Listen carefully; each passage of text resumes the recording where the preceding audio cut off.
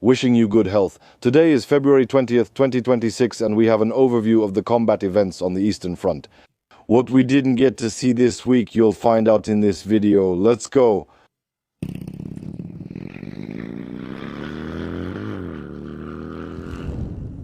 This week there were 2 days of maximum silence.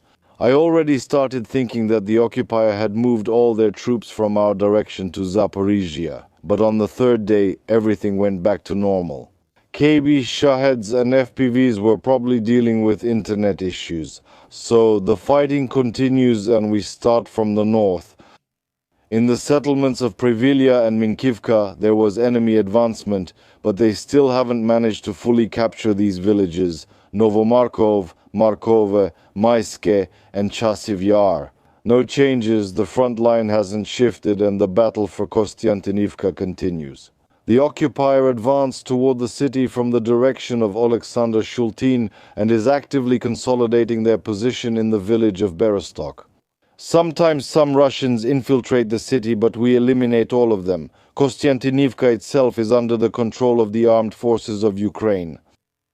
And in the Rusyn-Yar area, it was interesting because in this area we were expecting a major mechanized assault for 2 days in a row. The occupier was either conducting an inspection or training, but they were bringing in tanks, BMPs and other equipment as if preparing for a march. But they never actually went anywhere. The only thing was that some lost guys in a Ziguli decided to go to the position, but they got stuck. A pickup truck came for them, and our pilots destroyed all the equipment and personnel. Also, today in the Mykolaipillia area, there was a smell of ammonia. As it turned out, the enemy struck the gas distribution station in this area, and there was a leak. The enemy continues to infiltrate up to 5 kilometers deep. We are practically eliminating all of them in groups of 2-3 men. And in the area of responsibility of the 93rd Brigade, there have been no losses of positions. Dobropilskyi direction, in the Sofivka area, no changes, our defense is holding, but in the Shakov and Novoshakov areas, there are small enemy advances toward Dobropillia.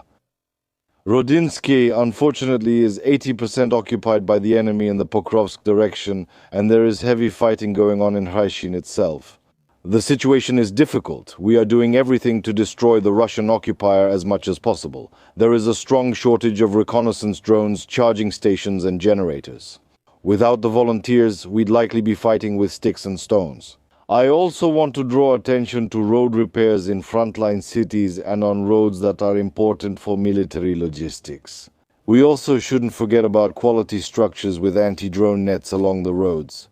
Not like on the Druzhkivka-Kramatorsk section, where everything collapsed, the wooden posts broke, the net fell, and both military and civilians on this road are completely unprotected.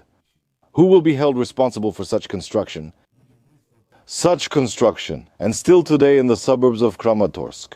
I saw how they patched the road, knee-deep potholes filled with water, just by dumping crushed old asphalt, not hot, not compacted, and so on. This will only last for 2 days.